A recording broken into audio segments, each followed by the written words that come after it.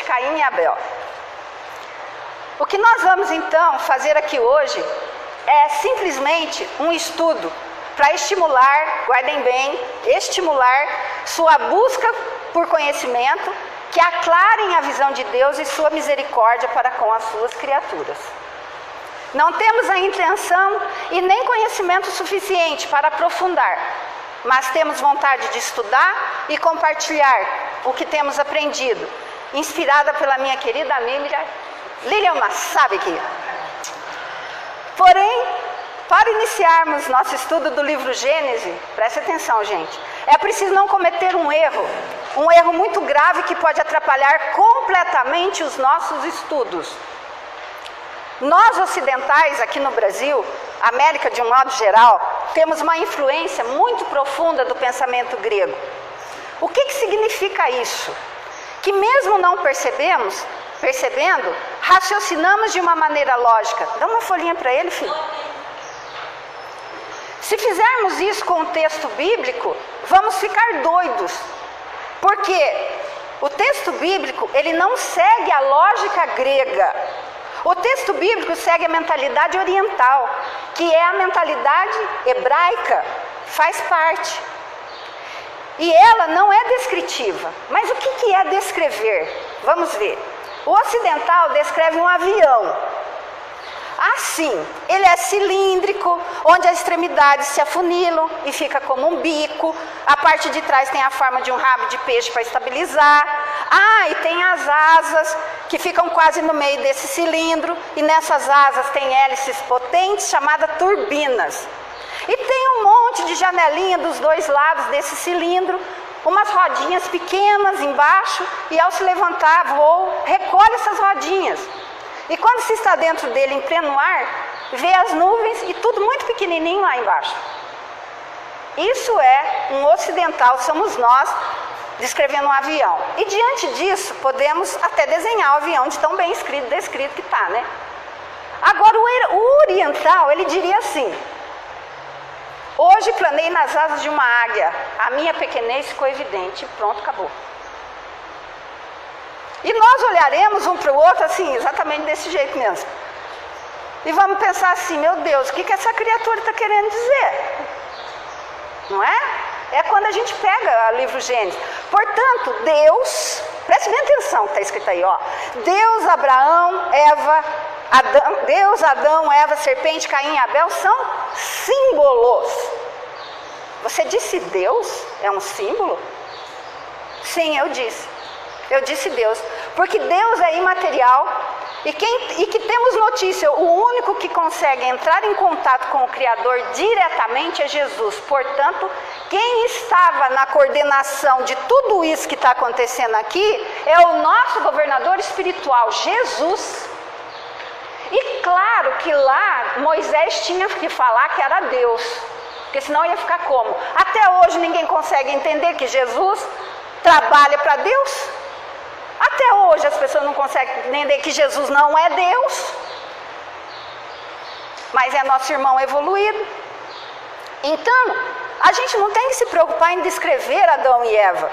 Precisamos tentar entender o que esses símbolos significam. Um aspecto muito importante é que esses textos, como muito bem ressaltado por Emmanuel, é um monumento da ciência secreta do povo hebreu, onde o ensinamento era transmitido apenas para iniciados. Tá ok?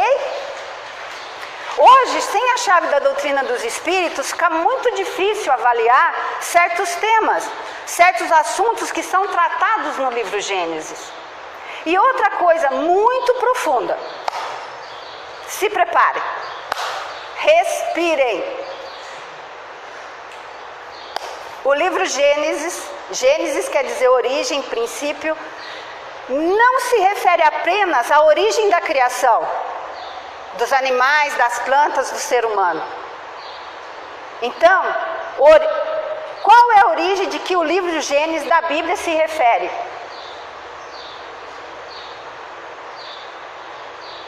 E aqui eu confesso, está o pulo do gato, o segredo da interpretação do livro Gênesis. aquele detalhe que muda tudo, que faz toda a diferença, é que o livro Gênesis se refere à origem do mal, não das coisas. Ele pretende esclarecer sobre a origem do mal. Vocês vejam, o livro Gênesis, se não me engano, tem 50 capítulos que o Haroldo fala. Eu até nem conferi, de tanto que eu estava... E só tem 4 capítulos que fala da criação. Nem 4. 2. Estão entendendo? Captaram? Dá para passar pelo raciocínio, pela razão de vocês isso? Tudo bem? Podemos continuar? Vejam que ele descreve a criação das coisas para compor o cenário em que o mal vai surgir, para explicar a origem do mal. Observem que tem a criação divina perfeita, tanto que no final de cada dia o texto narra, e Deus viu que era bom. Ele fez não sei o que, não sei o que, não sei o que, e Deus viu que era bom. E ele fez isso aqui, e Deus viu que era bom. Se está tudo bom, se foi tudo criado extremamente adequado, na melhor situação possível, como que surgiu o mal? Por que surgiu o mal? Porque seria compreensível e até razoável se as coisas estivessem muito ruins, com muita dificuldade, aí surgisse o mal. Mas foi explicado, vejam como que foi explicado. Estavam Adão e Eva no Jardim das Delícias, lá de Capela, né? Tudo em ordem, tudo perfeito, nas melhores condições imagináveis. Chega o grupo da serpente, e propõe um projeto. Qual é o projeto da serpente lá para Eva? Abandonar-se o bem comum para se adotar o bem próprio. O projeto que a serpente apresentou para Adão e Eva, e eles adotaram. Não todos eles. Vejam bem, aquele grupo que veio, teve aqueles que voltaram rápido. Não vamos esquecer. Toda regra tem exceção, né, gente? Não precisa nem falar isso. Então, o projeto que a serpente apresentou para Adão e Eva e eles adotaram, afastava Deus. Porque Deus é o guardião do bem comum. Ou seja, nenhum filho pode ter um ganho com base no prejuízo de outro filho. Na lei divina, todos os filhos são iguais, captaram isso? Mas não podemos esquecer, pelo amor de Deus, gente, até escrevi aí, que aconteça o que acontecer, Deus garante a estabilidade e equilíbrio do universo com seu poder absoluto, com sua inteligência suprema e com seu amor infinito. Assim, o grupo Adão personifica a humanidade. Sua falta demonstra a fraqueza do homem, em que predominam ainda os instintos materiais a que ele não sabe resistir. Adão já era velho, né? Já era velho de maldade. Por isso que ele veio aqui. O grupo. A árvore que está no meio do jardim é a figura simbólica da vida espiritual. E a árvore do bem e do mal é o da consciência que o homem experimenta pelo desenvolvimento da sua inteligência e do seu livre-arbítrio, e que o capacita a escolher entre o bem e o mal. Assinala o ponto em que a alma do homem, a consciência, né, quando ele toma consciência aqui nesse planeta, no momento Eva, assinala o ponto em que a alma do homem, deixando de ser guiado unicamente pelos instintos, toma posse da sua liberdade e incorre na responsabilidade de seus atos. Portanto, comer o fruto dessa árvore do bem e do mal é sucumbir à tentação, ou seja, é o momento que o ser se deixa arrastar pelo mal e se afasta momentaneamente do seu destino espiritual. Então, qual é o projeto da serpente?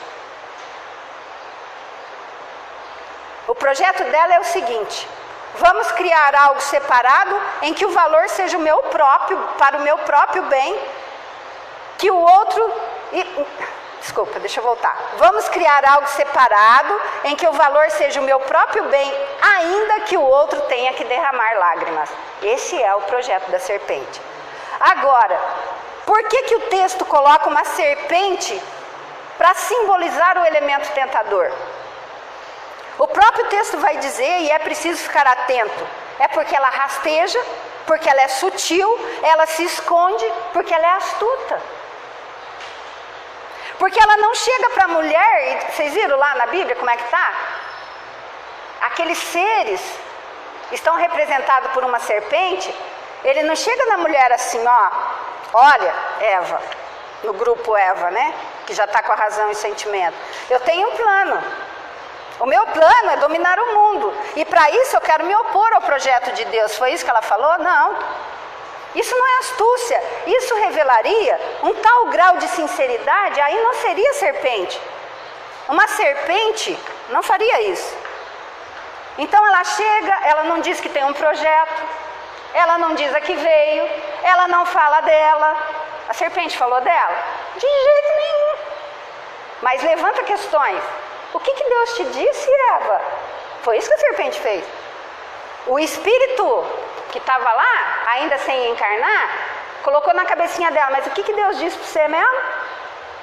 Ah, te disse isso, que não é para você comer da árvore do bem e do mal? Porque ele está com medo de que comendo a árvore, o fruto da árvore do bem e do mal, você venha ficar igual a ele.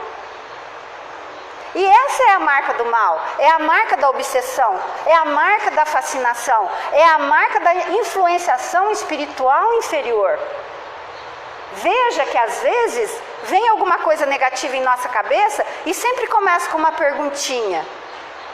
Mas espera aí, fulano falou isso para me atacar? Ele fez isso, ele vai me trair. Quer ver? Tá vendo tudo aqui? E você nem está pensando em nada, mas aquilo está vindo. Fez isso, ele vai me prejudicar. Eu vi ele conversando lá com a Tânia, escondidinho.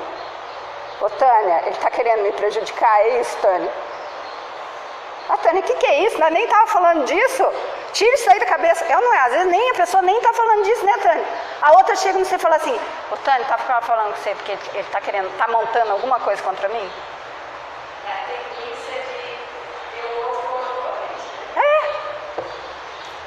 Às vezes chega até a estremecer a gente, os pensamentos que a gente tem. Portanto, manipulação é a marca do grupo serpente. E vocês acham que não tem mais serpente? Está cheio. Os nossos inimigos do passado estão aqui, ó. Sai daí, André, você parece uma retardada falando aí na frente, ninguém está entendendo nada que você está falando. Veio um monte de vezes isso na minha cabeça essa semana, você vai falar isso lá por quê? Tá louca? Eu falei, vou. Sou retardada? Vou, do mesmo jeito, tá bom. Vai. Gente, vocês pensam que é fácil? Portanto, manipulação é a marca do grupo da serpente, mas manipulação é apenas um lado da moeda, porque há outro lado da moeda, que é a concupiscência. A concupiscência é aquele elemento interior do outro indivíduo que permite a ligação dele com o manipulador. Porque se eu tivesse com um pouco mais de má vontade, eu ia falar assim, vamos fazer esse estudo o ano que vem, gente? Aí chega o ano que vem, eu ia falar assim, vamos deixar isso pra lá, né? Fecundou. Tirou. Isso é interessante, ou seja, houve uma atração entre aquele grupo chamado Eva, que já estava com a razão e o sentimento no texto, e o grupo representado pela serpente. Porque o mal estava dentro deles. Porque observe o que está escrito em Gênesis capítulo 2, versículo 9. E o Senhor Deus fez brotar da terra toda a árvore agradável à vista e boa para se comer.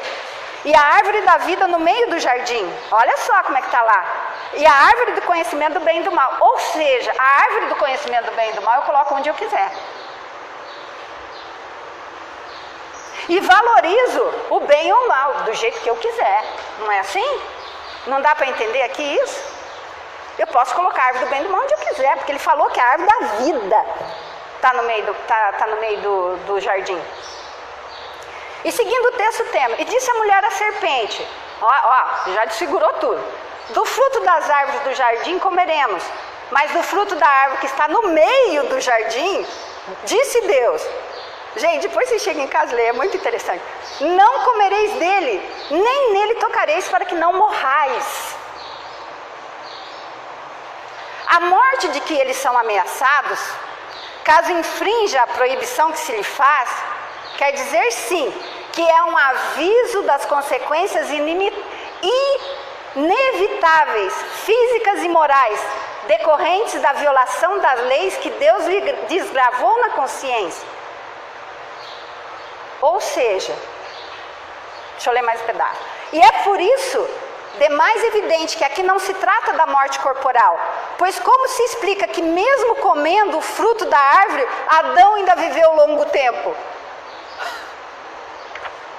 Ué, eles comeram da árvore e viveram ainda, tiveram Caim, Abel, quer dizer, tiveram, né, o tempo de formar a maldade, a bondade, enfim.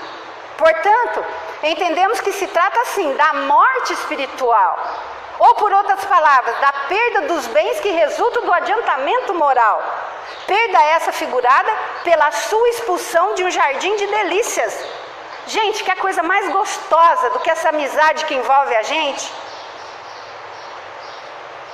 Se tem uma pessoa que faz o mal, que a gente sabe que vai vir aqui, que vai gritar, que vai berrar, que vai espernear, ela está perdendo alguma coisa. Se tem alguma pessoa que vem aqui, que quer jogar um contra o outro, que quer fazer coisa, moralmente, é uma pessoa, né, que quer vir só para bagunçar, perdeu. Então é essa morte que está falando aqui. Você vai morrer se você fizer o mal. Porque se eu fizer o mal para a Silvanice, eu perdi a amizade dela. Aí eu vou, faço alguma coisa contra a Isabel, perdi a amizade dela, eu vou perdendo. É isso que Deus está falando, você vai morrer. Morrer para a vida, para a alegria, né, Thaís? Entendem? Mas espera aí, né? Volta lá no texto, a árvore que está no meio do jardim é a árvore da vida. Porque observe que Deus disse, vamos ver novamente. E o Senhor fez brotar da terra toda árvore agradável à vista e boa para se comer. E a árvore da vida no meio do jardim. E a árvore do conhecimento do bem e do mal. Não falou aonde? Mas ela está lá. Portanto, observamos que o grupo Eva, que colocou a árvore do bem e do mal no meio do jardim, são eles que cismaram com a árvore do bem e do mal.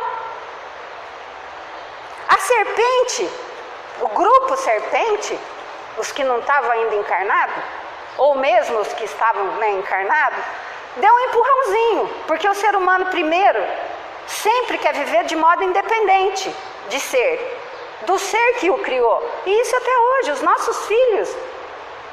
Quantas vezes eles não querem nos escutar? E nós também. Quantas vezes que a gente não quer escutar que Deus colocou tudo isso pra gente? E isso desde sempre. E é aí que a gente se dá mal. Mas continuando, observamos que cada um é atraído e fisgado pela concupiscência interior, ou seja, pelo desejo que acalenta na intimidade. Tudo certo, Alessandra? Tá coisada? Não? Você tá com uma cara, aliás, tá todo mundo com uma cara. Eu fico com medo aqui na frente, eu fico com medo. O grupo Eva, então, poderia não ter a astúcia que a serpente tinha. Ela poderia não ter um plano articulado como a serpente tinha. E nesse caso, vamos ter que concluir que a serpente é mais experiente do que Eva, certo?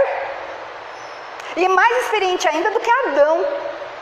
Aqui é uma hierarquia de experiência, vocês perceberam? Nós vamos ver por quê. Porque, gente, não pense que todos os capelinos chegaram aqui e arregaçaram as mangas e começaram a trabalhar para voltar o quanto antes para a capela. Ninguém muda da noite para o dia, só porque desencarnou, lembra? Portanto, não nos enganemos. E se eles vieram pelo momento da transição planetária de capela, imagina a categoria de maldade desses espíritos, gente. Portanto, naqueles dias, aqueles que não haviam encarnado ainda, continuavam com seus planos. E aqueles que aqui estavam também. Só que estavam encobertos pela carne, pelo esquecimento. Para terem a oportunidade do quê? De recomeçar. Pois a encarnação tem esse poder em nós, certo? Recomeço. Então a gente esquece o que aconteceu. Porque senão não tem jeito uma convivência. Para tudo, porque aí surge uma dúvida. Vocês podiam perguntar assim para mim: você está querendo dizer que o grupo representado pela serpente é mais evoluído, Andréia? Da onde você tirou isso, criatura? Pode perguntar, fala para mim, gente. Pergunta, Lilian. Fala. Você está querendo dizer que o grupo representado pela serpente é mais evoluído, Andréia?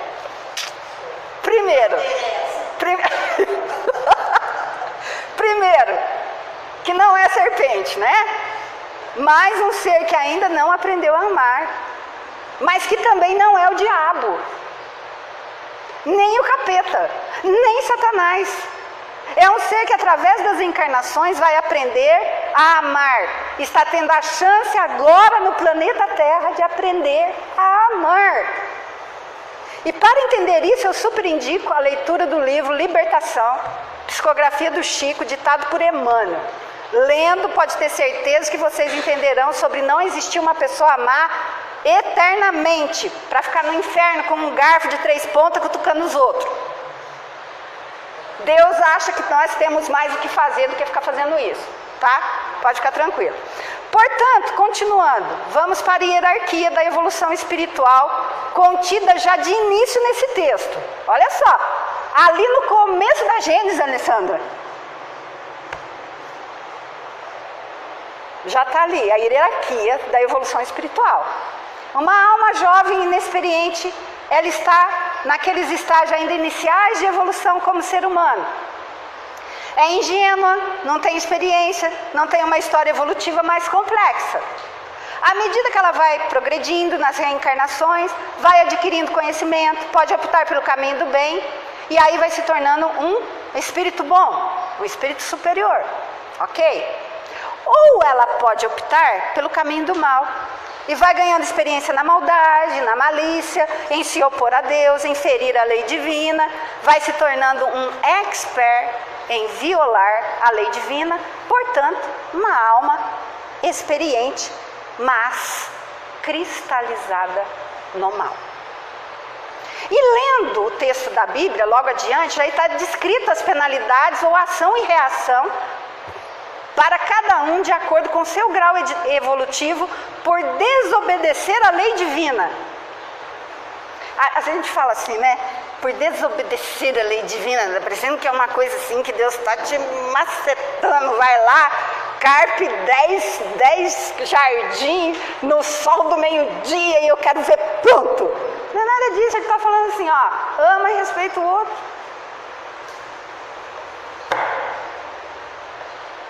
Dizendo a Adão que ele tiraria da terra a alimentação com o suor do seu rosto, não foi isso que ele falou? Adão, você errou, né? Você comeu, né? Ou seja, você fez o mal, né? Então, você vai tirar da terra a alimentação com o suor do seu rosto. Deus simboliza a obrigação do trabalho, mas porque fez do trabalho uma punição. Olha que lindo isso, hein? Vocês acham que o trabalho é uma punição, gente? Deus o livre a gente ficar sem trabalho. O que seria da inteligência do homem se ele não a desenvolvesse pelo trabalho? O que seria da terra se não fosse fecundada, transformada, saneada pelo trabalho inteligente do homem? Então, para ele, foi um castigo até brando. Por quê? Porque ele não tinha entendimento. Entenderam agora a hierarquia? Já no caso de Eva, Deus disse à mulher: multiplicarei as dores de tuas gravidezes. Na dor darás à luz filhos. Opa! Agora vocês estão aí segurados, tudo certinho na cadeira? Bem mesmo, tá tudo bem seguro aí? Então tá. Porque Disse ele à mulher que, em consequência de haver cometido a falta, pariria com dor. É isso mesmo que Deus quis dizer para a mulher, gente? Como pode a dor do parto ser um castigo? Quando é um efeito do organismo e quando está provado que é uma necessidade fisiológica. Nós temos duas pessoas da saúde aqui, duas colegas nossas da saúde, não é necessária a dor? Ué, como que vai saber a hora que a criança vai nascer? Ai, tá doendo, corre, rebentou a bolsa, corre, não é assim? Tá. Como pode ser uma punição uma coisa que se produz segundo as leis da natureza? Agora vocês estão ainda agarradinhos na cadeira, né? Tá. Portanto, aqui está falando de filhos biológicos? Vou mudar vocês dois de lugar. Claro que não, gente. Não está falando de filhos biológicos. É como se Deus dissesse: cada vez que fecundares o mal em ti, cada vez que nós fecundamos o mal em nós, cada vez que agires no mal, suas dores serão multiplicadas. Entenderam agora? Mas porque ali não é Eva, gente. Ali já é o ser com razão e emoção, então vamos tirar. É só simbólico. Então cada vez que eu errar, a minha dor vai ser multiplicada, porque eu já tenho consciência agora, né? Quando a dor vem forte, nós não repensamos nossa vida. E aquela dor muitas vezes nos leva a mudar o rumo, a buscar pela luz, certo? E ainda para entender, preciso ir um pouco mais à frente. Agora, gente, segura agora. Agora segura. Segura. Teu desejo te impelirá ao teu marido e ele te dominará. E agora? E agora? Aqui sentimos que não vamos só levantar um véu, mas nós vamos tirar ele completamente para nossa compreensão, porque quem é o marido do grupo Eva? Adão. Razão. O grupo Adão, que é a razão, olha que interessante, vou repetir. Teu desejo te impelirá ao teu marido e ele te dominará. Aí os homens acham, né, seu Valdir? Seus altos? Adilson? Os homens estão de boa, achando que tem o direito de dominar a mulherada. Foi aí que começou. E o trabalhão que Jesus teve para desfazer isso. Não é assim que o camarada está te achando por cima? Sim, o grupo Adão simbolicamente representa a razão, que é a origem do domínio dentro do ser. E Eva representa um sentimento insubmisso. Um sentimento que não tem princípio, que não tem limite. Ela quer continuar, né? O grupo Eva quer continuar fazendo mal. E esse grupo chamado de Eva é convocado a estar em busca desse desejo. Estar em busca da razão, da racionalidade, para colocar em ordem esses desejos desenfreados que há dentro de cada um de nós. Junta o sentimento com o desejo e você vai colocar isso aí em ordem. É isso que Deus falou. Domine-se pela razão. Está aqui, ó, desde o começo, lá na Bíblia. Ai, um bicho. Olha, até os bichos estão querendo hoje. Ui. É desse domínio que o texto fala, não de um marido e mulher. Gente, não é lindo isso? Eu escrevi até. Eu estava estudando, tinha hora que eu parava e falava assim, Jesus Cristo amado, idolatrado. Como assim? Seu Valdir, não fica assustado não, viu, dona Ofir? Não assusta, tá? Eu sou assim mesmo, tá?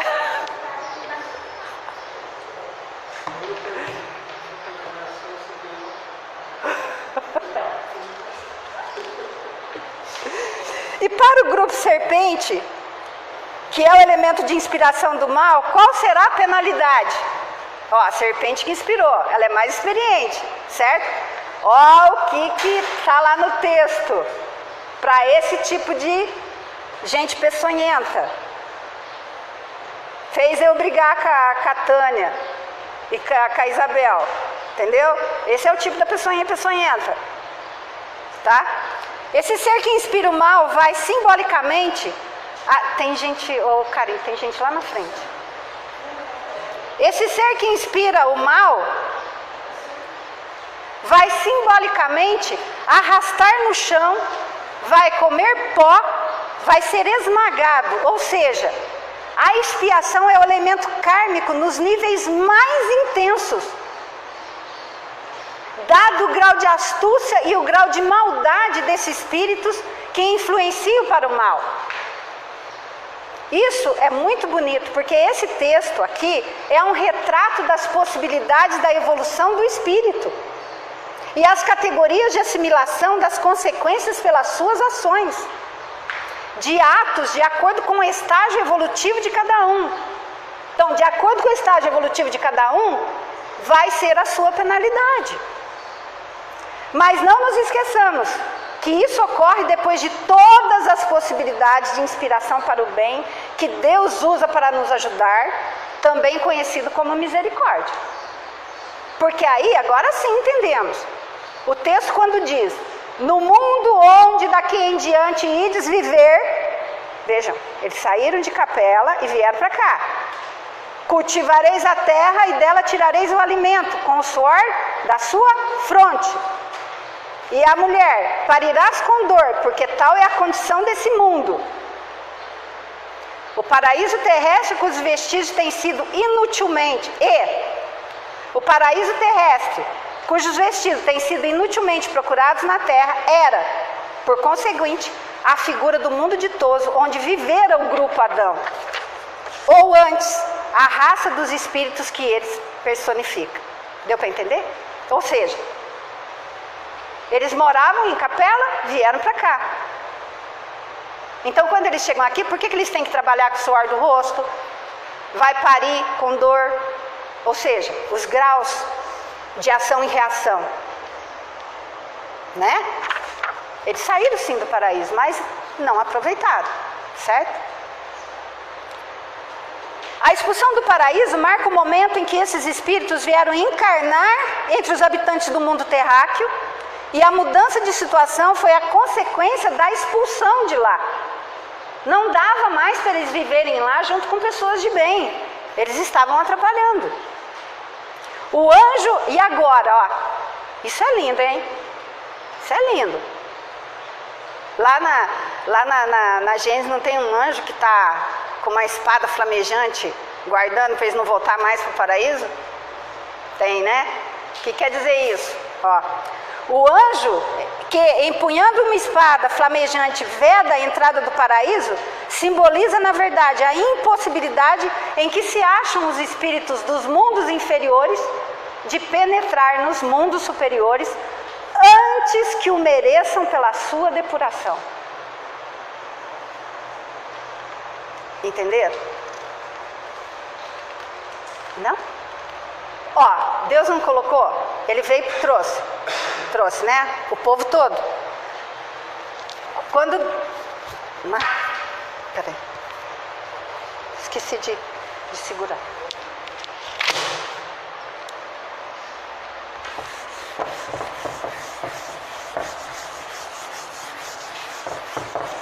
É figurativo isso, viu, gente? Porque o que ele está querendo dizer?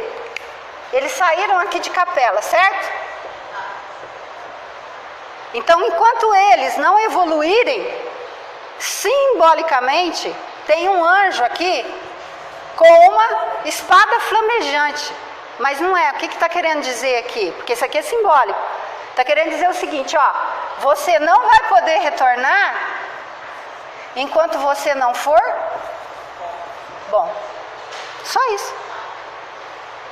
Eu não falei? Não descrevi o avião? Aí eles vão descrever o avião e só fala assim, planei nas asas de uma águia e... Entenderam? Fica claro, gente? O anjo lá? Tá.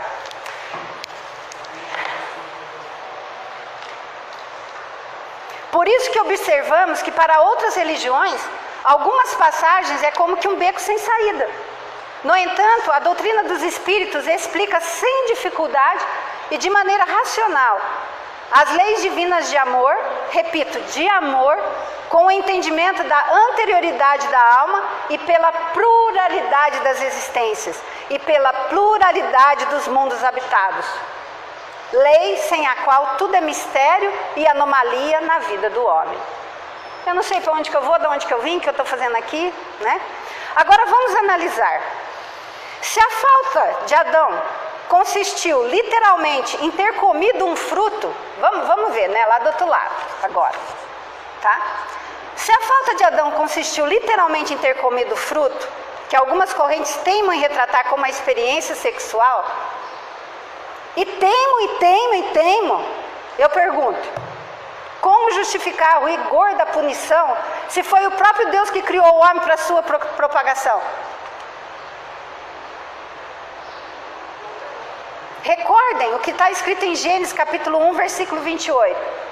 Deus os abençoou e lhes disse: crescei e multiplicai-vos, enchei a terra e submetei-a ao vosso domínio. Mas como que eles vão fazer isso? Houve uma contradição da parte de Deus?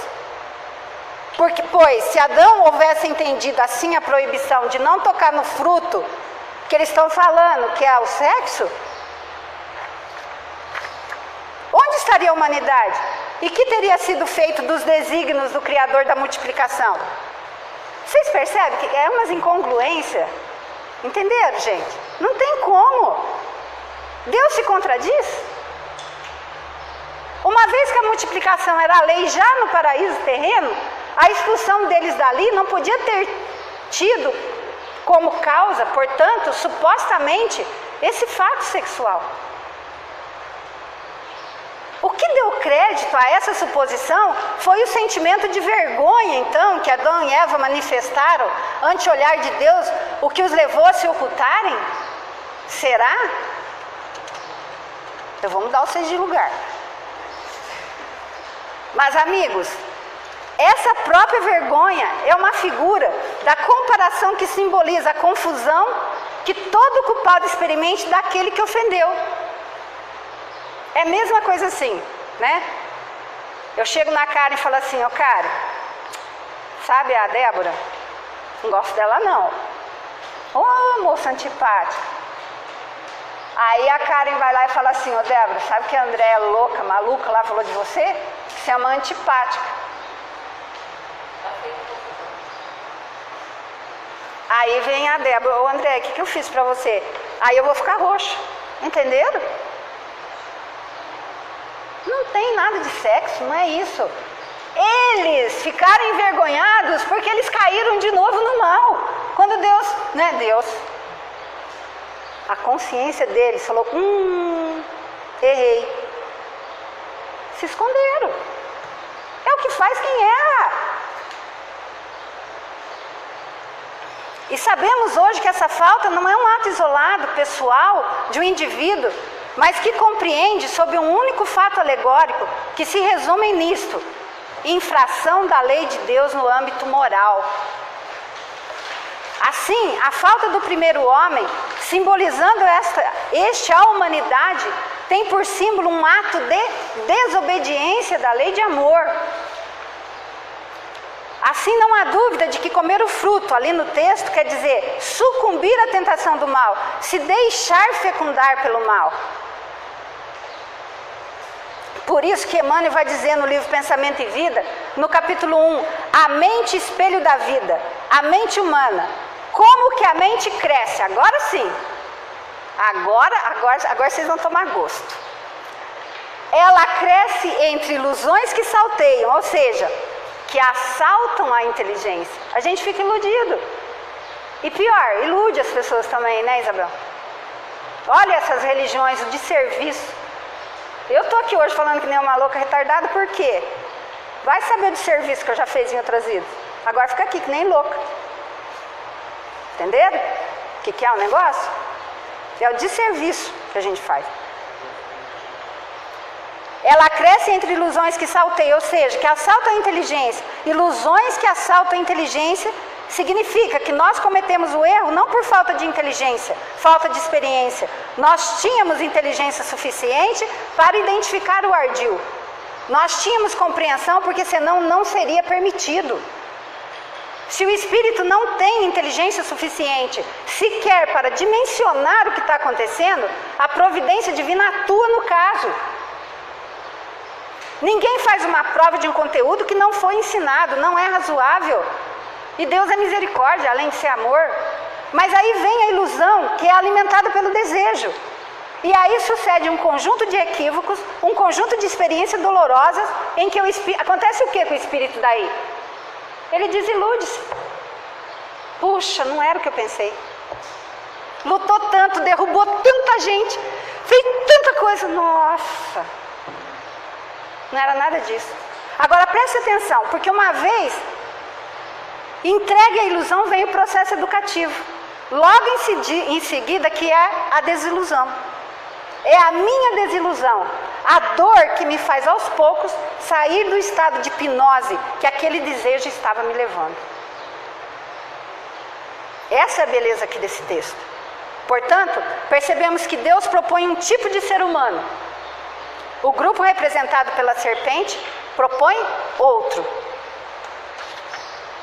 Quando usamos a nossa inteligência inspirados pela providência divina, a nossa inteligência vai nos levar ao bem, porque a inspiração divina ela vem com um sentimento de respeito ao outro, com um conjunto de valores como fraternidade, solidariedade, humildade e bondade. Agora, quando a inteligência humana corta quando a inteligência humana corta essa conexão com a providência divina, o que ela vai fazer? A inteligência humana, o que ela faz? Ela vai ter que buscar combustível. Ela vai buscar conteúdo onde? Nela mesma. Na própria experiência. E, gente, vamos parar. Vocês querem parar um pouco para comer o lanche, depois a gente continua? Então deixa eu tomar uma água. Minha garganta está seca. Não lê, gente, calma aí, não lê, hein? Não lê, deixa ser surpresa.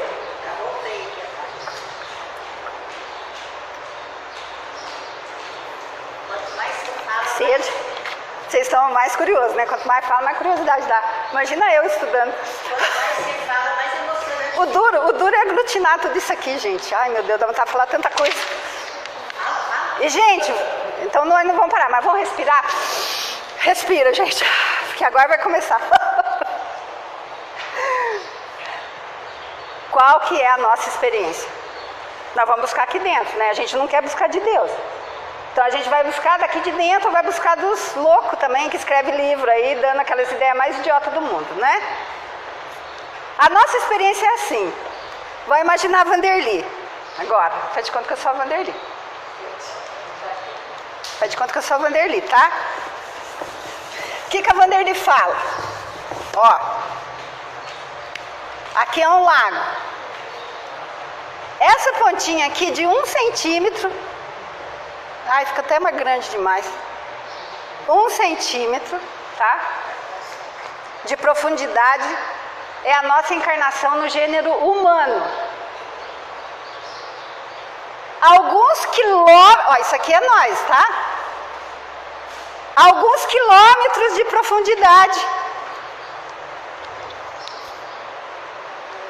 da água são a nossa experiência nos reinos inferiores da natureza. No reino animal, no reino vegetal, no reino mineral. Nós já falamos isso, né, Jô? É como aquele desenho do iceberg que a Vanderly mostra, até escrevi aí, também não esqueci de falar, tá? Então, comparativamente falando, hoje somos uma peliculazinha humana e quilômetros de animalidade. A nossa referência psíquica ainda é uma referência animal. Nós estamos ainda num processo de humanização. Nós estamos nos tornando humanos.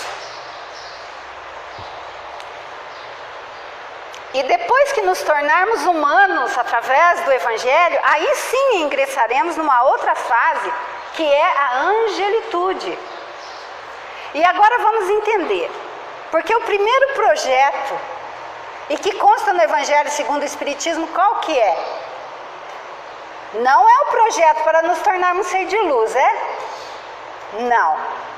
É justamente o projeto do homem de bem. Não está escrito lá? O homem de bem? O projeto para nos humanizarmos.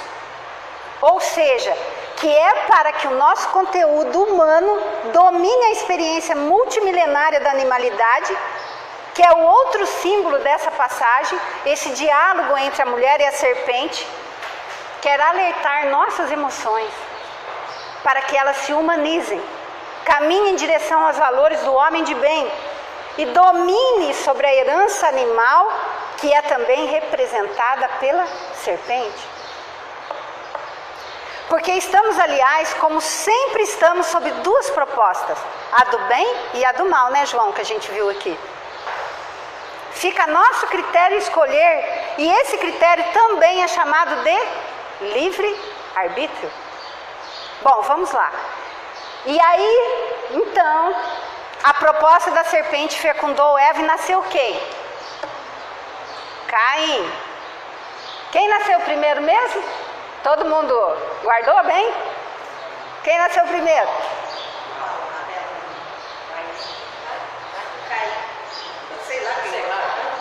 O mal é Caim, gente. Caim nasceu primeiro, já pela tendência deles, da maldade que eles trouxeram de lá, né? Vamos dar uma paradinha aqui e veja, então, vamos dar uma recapitulada. Não tem maçã? Tem, Lírio? Não tem sexo explícito? Não tem pecado mortal? Tem. Que mata, que exclui o ser humano da face da terra, da existência? Tem, não. Não tem por que condenar a mulher, porque a verdade tem uma fecundação do mal, tanto nos seres do sexo feminino como masculino, certo?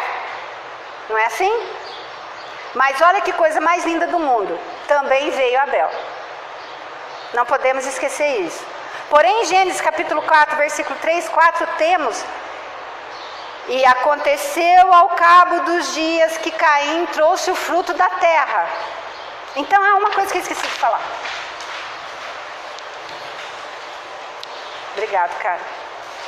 Então, aqui terminou uma era. Nasceu Abel e Caim, terminou uma era. Teve os que voltaram para a capela, gente. Vocês acham que sim ou não? Sim. Está escrito, se não me engano é no Livro dos Espíritos, que